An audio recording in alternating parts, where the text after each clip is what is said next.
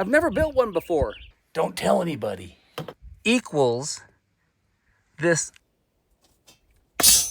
Don't start off with too much water. Get it, Rocky?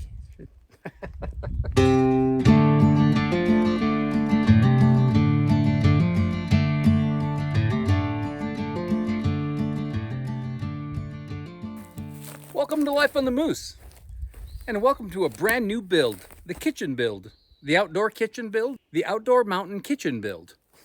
That's it. So I'm standing in it right now. Well, it doesn't really exist, as you see, but a few flags around here, as I pointed out a couple episodes ago. Brought the tractor over, just drove that over from Red Moose Ranch. It's about 3 miles or so. Took me about 17 minutes to get here, so not too bad. Of course, you probably remember that cabin right there. That final video came out last night for me, so obviously a week ago for you. Thanks for all the kind comments, I do appreciate that. And oh, before I forget, a couple people commented that they thought they were subscribed, but they weren't. So if you like this sort of thing, just hit that subscribe button, just in case you haven't already. So this outdoor kitchen is going to be kind of a combination of construction methods, I guess. I've never built one before. How am I going to build this thing? If a pole barn, a gazebo, and a deck had a baby, it'd be just like this. It's going to have the poles of the posts of a pole barn, and it's going to have the bottom of a deck and the top of a gazebo. Just a kind of a regular roof, I guess. It won't be insulated or anything like that.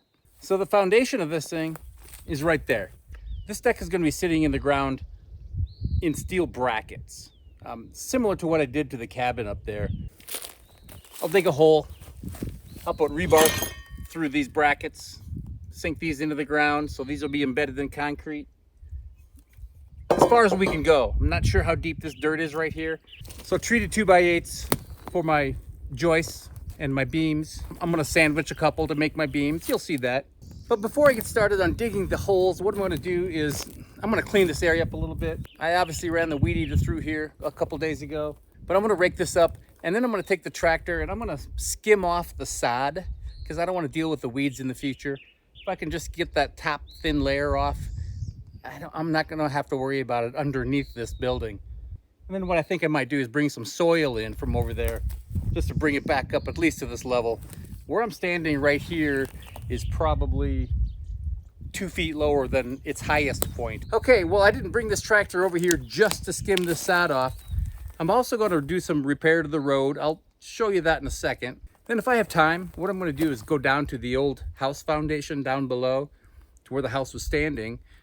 And I want to pull a couple of logs, potential beams out of that foundation and see if anything is worth saving. So hopefully by the end of this video, we'll have these brackets in concrete and we'll be ready to build the deck next video. So we'll see how it goes. I'm also going to find a way to tie this up a little bit to get it out of the way. Just a little bit would be nice. All right, well, I'm going to get to work.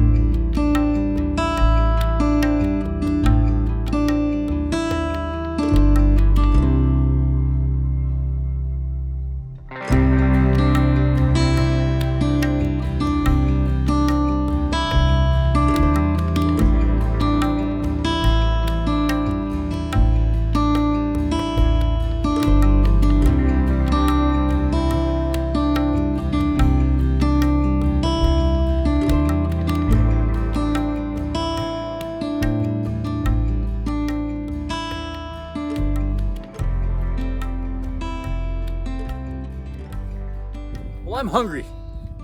That comes with good news and bad news. The good news is I brought bear chili with me. The bad news? The keys to the cabin are in the truck.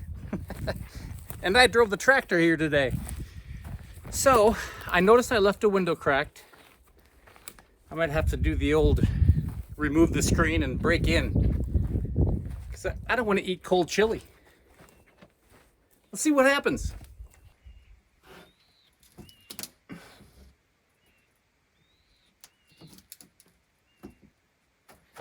Okay, while I hold this over, you want to pull on this side.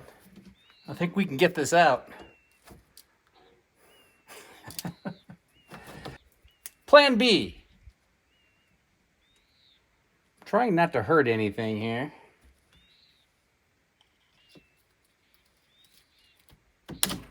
Ooh.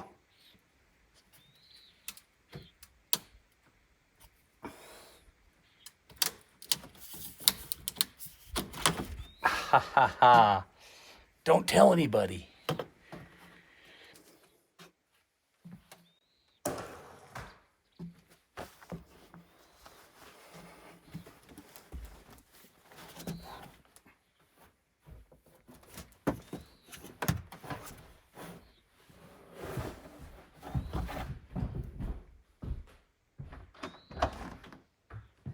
How you doing? Come on in.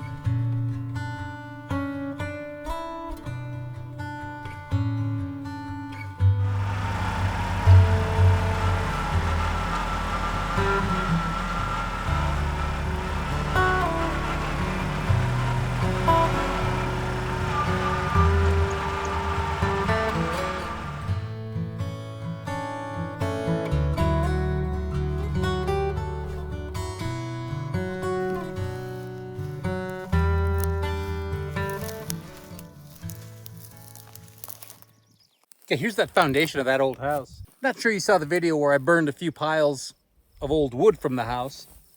Those used to be scattered around here. So there are piles of nails. I'm gonna try to avoid those if I can. I don't know if you can see this one big beam right here. I think that's Doug fir, but it's hand hewn and it looks to be really solid. So I'm gonna pull that out of there just to see what it's like, if I can pull it out of there.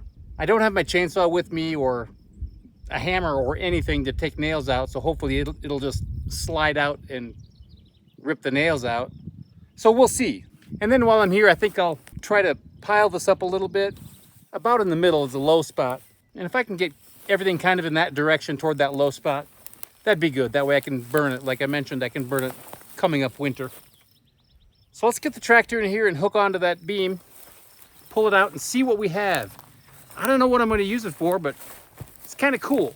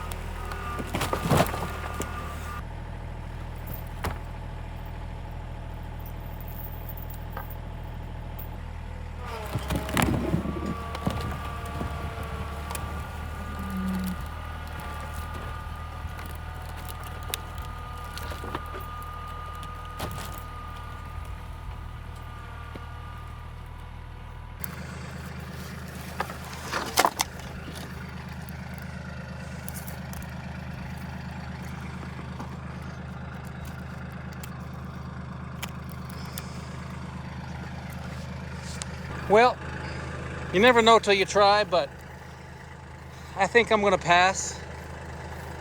Has a lot more rot than I was hoping.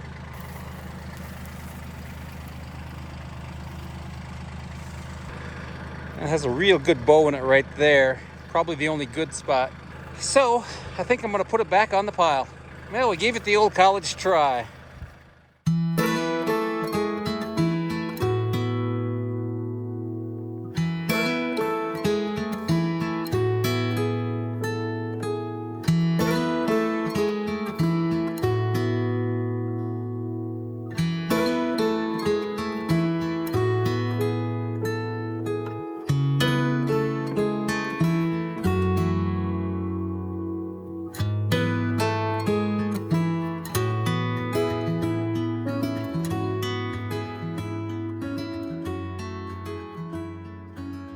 Let's get these brackets in concrete in the ground today.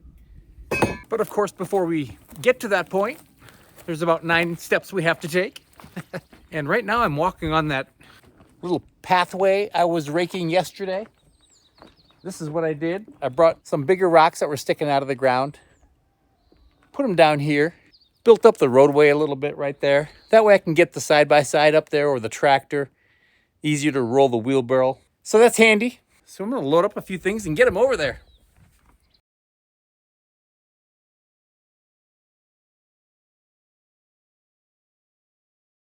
Okay, I have my first corner nail in the ground right there. And then what I'm gonna do now is just figure out my corners, figure out exactly where these posts are going to be. They're gonna be set 11.5 feet apart, outside to outside of the post on the front and the back. I'll call that the back. They'll be set at 10 feet on the outside from back to front. So now we just have to use Pythagoras to figure out exactly what square is. How do we do that? You probably know, but just in case, I bet there's one person out there that's gonna go, oh really? Well, that's pretty easy. So here's how to figure out square in a cabin. Here, I'll show you. Okay, Pythagoras, a squared plus b squared equals c squared. So you have a corner. Let's say you don't know for sure if this is a perfect right angle. How do you measure? A squared plus b squared equals this diagonal, c squared. It's easy using the numbers 3, 4, and 5 because 9 plus 16, 25. So that's easy. So if you know this length exactly, it's going to be at the end of this straight line and the end of this straight line. And then this is guaranteed to be a perfect square, a perfect 90 degrees, a perfect right angle.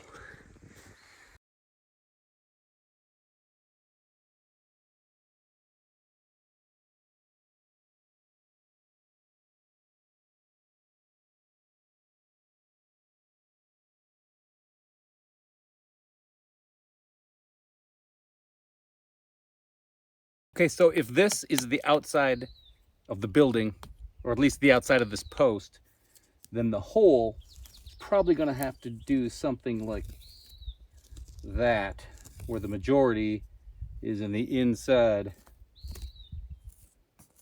So keep your fingers crossed that we have enough dirt here. Otherwise, we may have to move everything a foot or two or whatever it takes. But if we run into solid mountain in a foot, then that's not going to be enough. Then I'm going to want to move away a little bit, see how deep we can get. Okay, well, let's get to work.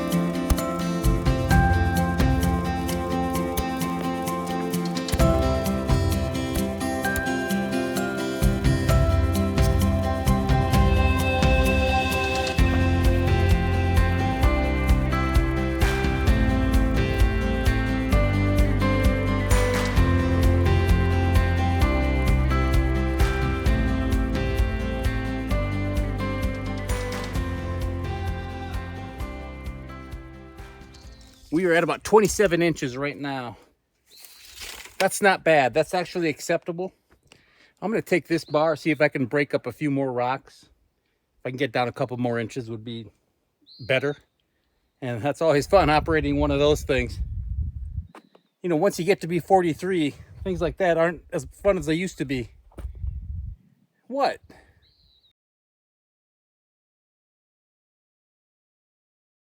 Okay, my hole is about 30 inches deep, about 24 inches from the bottom of these right here. So I'm going to take this rebar, I think it's 3/8, not very big, but big enough for this.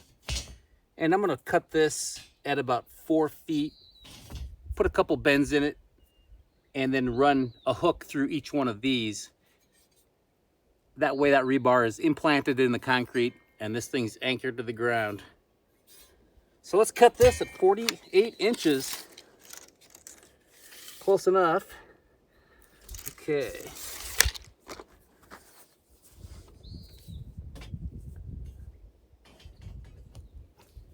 Oh, do you have your safety glasses on?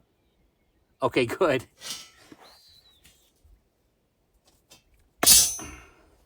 Whew. That's always fun. Now we need to bend a couple hooks in here that will eventually go through these. Let's see. Oh, I know.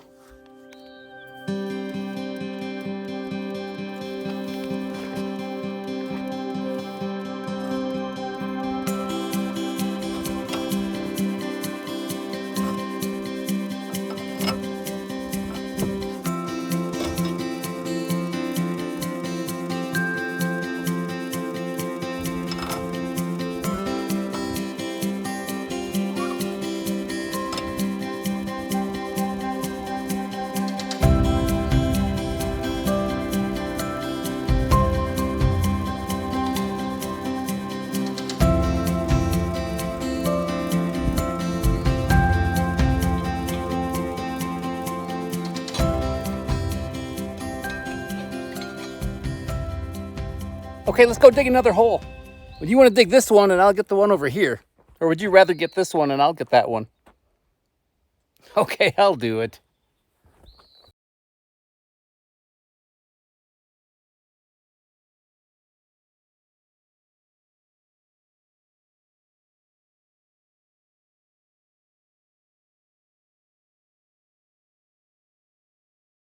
Okay, no bueno. I hit mountain. We are not, well, we're about 12 inches deep. And that whole floor is solid rock and it's not moving. So that means if I want to keep my first hole, I'm gonna have to pivot everything one angle or another. I just have to hope it's far enough away from this mountain, wherever this rock ends. I'm gonna have to dig a few more test holes and see what we have right here. See if I can get it reasonably close. And if I can't, then I'll have to move my first hole. See, this is why we don't pour concrete right away. Gotta make sure we know what we're dealing with. So hopefully we get a couple more good holes. You know, I can stand maybe one that's not as deep as I like, as long as we have 3 solid ones. Let's see what we have. See if we can swing this one a couple feet, maybe toward the canyon, and see what we have. We just gotta press on. Okay, more no bueno. I tried about a 2.5 foot arc from that hole in each direction. Got the same piece of rock, the same mountain. So I'm gonna see if I can move this whole building. I'm gonna have to move that hole over here that I have dug no matter what, unfortunately. So let's see if we can shift everything about 3 feet towards Christmas Tree Canyon and see what we have. What else do we do? Just gotta keep it on, right? I was hoping to get all 4 holes dug before lunch. It's 11:35. I don't know about that.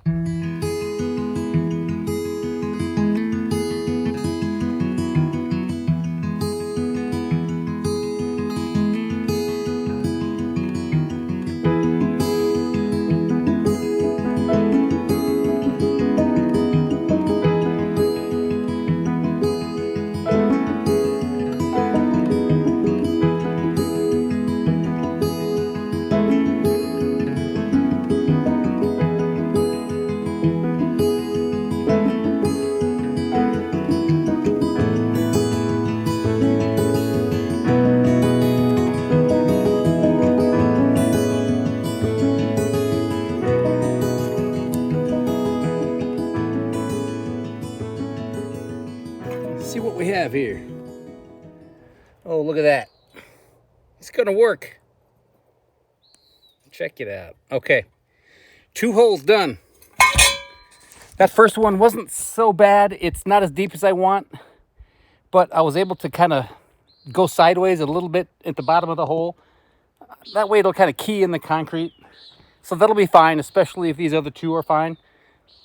12:01. All right, let's shoot for 12:30. See if I can get both of these dug before 12:30. Then we'll have some lunch. Guess what I'm having? No, that's not it.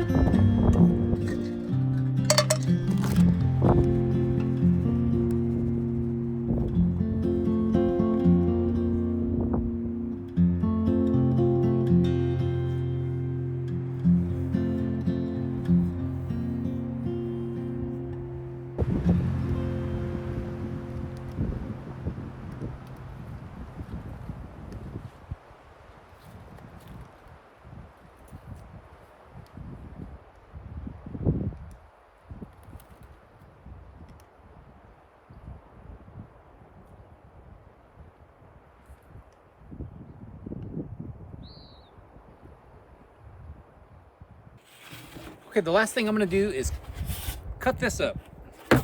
I'm not gonna put this down into the hole very far, in either hole or in any hole.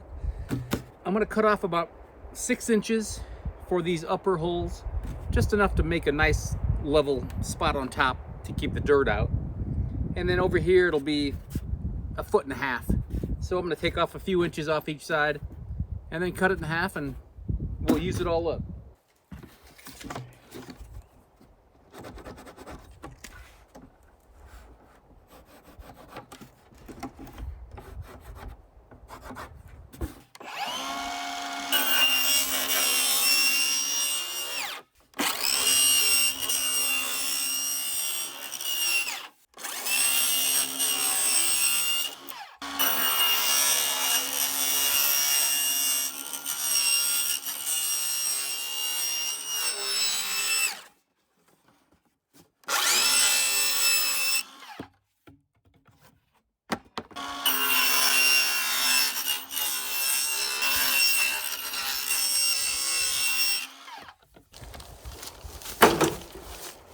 concrete time.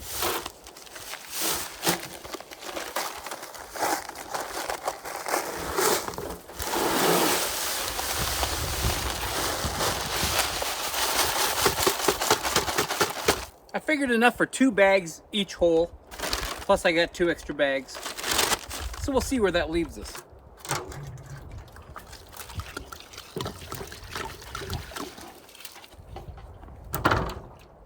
Don't start off with too much water.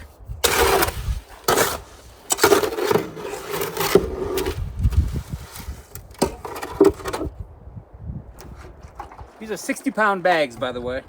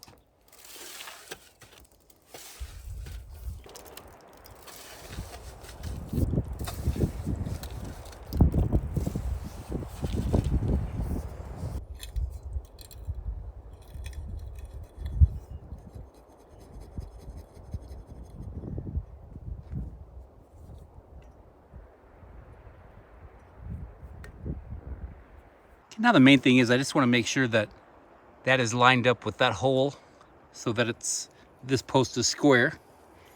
It looks right to me.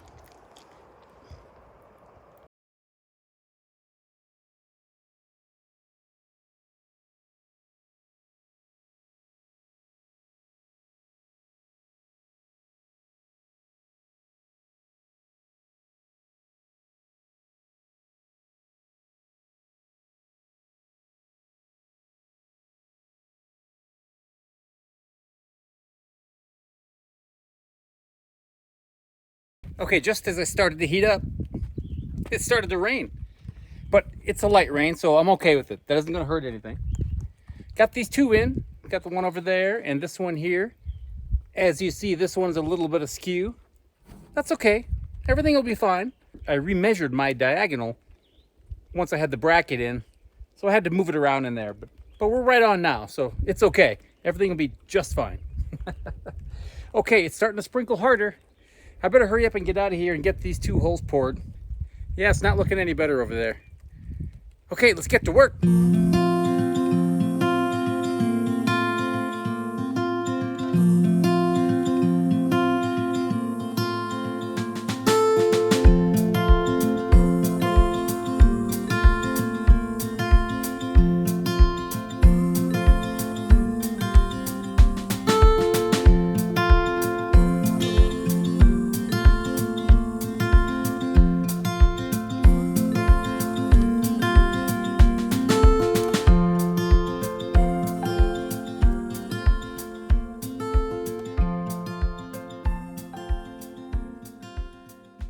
Brackets are in the concrete, in the ground.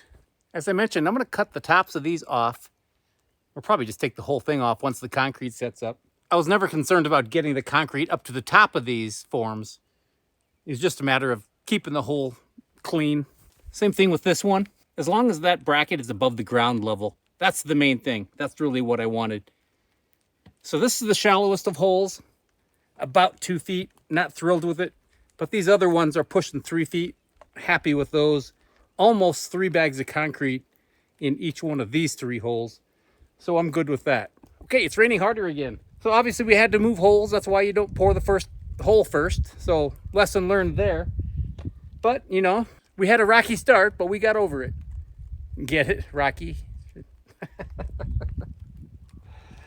We had a mountain of obstacles, but, you know, we shot right through them.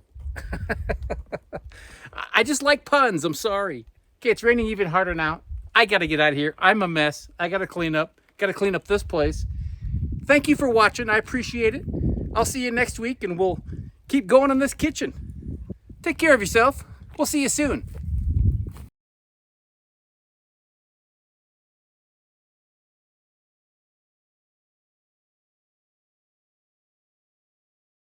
So I was just in the cabin. I was making lunch, getting ready to do some editing, and I heard this crash outside, like wood breaking. At first I thought it was that tree over there, and then I happened to glance this direction. Oh no! The iconic, what we call the Joshua tree. Our son's name is Joshua, and that was always a funky tree, even when it was alive. After the fire, as you saw, we just kept it. Looked kind of cool in the horizon. So now we got to take a closer look and come up with a plan. We just can't have it sitting like that. Okay, this was the piece that gave you those wild arms, gave you that look. And that was probably another 4 feet on top of that section. And if you take a look at this tree, the trunk is horizontal, which it was when it was alive. And it comes out of the cracks in this rock right here. So if I'd really want to clean the whole thing up, I'd have to get rid of all of this. Probably destroy that marmot home right there. I don't want to do that. There's young ones in there. So what to do? I have a plan.